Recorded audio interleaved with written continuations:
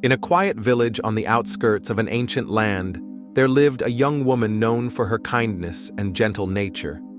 She brought joy to those around her, and her heart overflowed with love, especially for her only child, a son. He was the light of her life, the reason she woke each morning with gratitude. Their days were simple but filled with warmth, laughter, and the unbreakable bond between a mother and her child. But fate can be cruel, and one day, tragedy struck. The boy fell ill, his small body weakened by an unseen force.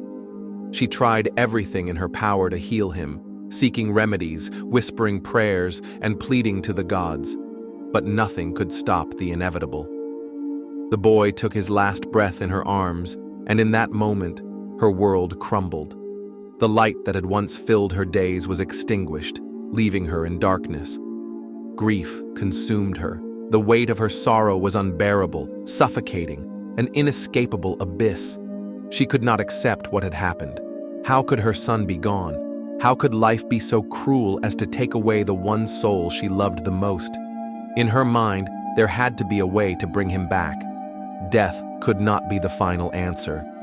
Refusing to accept his passing, she clutched his lifeless body to her chest and ran from house to house, knocking on every door in the village.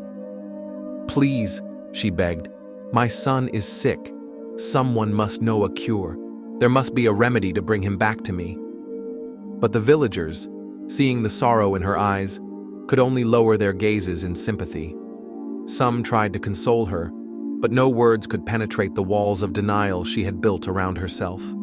She was deaf to reason, blind to the truth. Then one villager hesitantly spoke. "There is one who may help you. A wise teacher, a great one who understands the mysteries of life and death. Go to him, and perhaps he will give you the answer you seek." Hope reignited in her heart. Without hesitation, she made her way to where Buddha was known to reside, a quiet place beneath the shade of a great tree. There, she found him, seated in stillness, his eyes half closed as if peering into the vastness of existence. Desperate and breathless, she fell at his feet. "Buddha," she pleaded, "they say you possess wisdom beyond measure. Please, I beg you, help me. My son has died, but I know there must be a way to bring him back. You, with all your knowledge, must have the answer."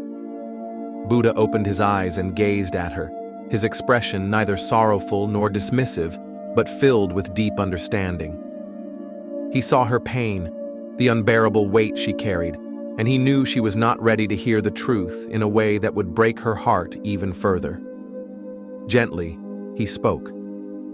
"I will help you," he said, "but first, you must bring me a mustard seed." The woman's eyes widened with hope. "Yes, I will find one. Tell me where to look." He continued, "The seed must come from a household that has never known death. Only then will I be able to help." Determined, she rose and left at once, carrying her son's body as she walked back into the village. At the first house, she knocked and was greeted by a kind woman. "Please," she asked, "do you have a mustard seed? But it must come from a home that has never known death." The woman's face softened with sorrow. "Oh, if only that were possible. But my husband passed away last year. I am sorry, but my home has known loss." The young mother nodded and moved to the next house, then another and another. With each door she knocked on, the response was the same. Every family, no matter their wealth or status, had lost someone.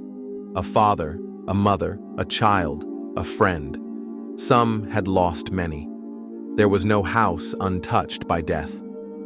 As the day passed and the sun began its descent, she felt her steps grow heavy. The world seemed different now, though nothing had changed except her understanding of it. It was as if a great veil had been lifted from her eyes. Suffering was not hers alone to bear. It was part of life, woven into the fabric of existence itself. She stood beneath the vast sky, looking down at her son's small, still body. Tears welled in her eyes, not from denial or resistance, but from a deeper realization. Love had made her believe her suffering was unique. But now she saw it clearly. Every person carried their own burdens of loss, their own aching hearts. No one was spared. Death came for all, as certain as the setting sun. With this understanding, she returned to Buddha. As she placed her son's body on the ground, she met his gaze and finally spoke the words she had been afraid to say before. "I see now," she whispered. "I was searching for a way to escape suffering, but suffering is part of life. I thought my pain was greater than any other, but everyone has known this sorrow." Buddha nodded.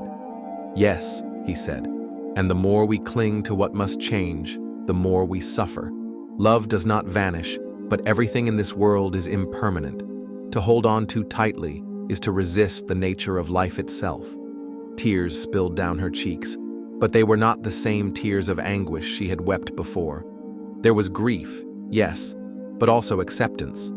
For the first time since her son had taken his last breath, she exhaled fully, releasing the breath she had been holding in fear, in desperation. "What must I do now?" she asked. Buddha smiled gently. "Let go, not of love, but of attachment. Let go of the need to hold on to what cannot remain unchanged. When you do, peace will find you." She knelt before him in gratitude, her heart no longer drowning in despair, but beginning to heal in the light of understanding.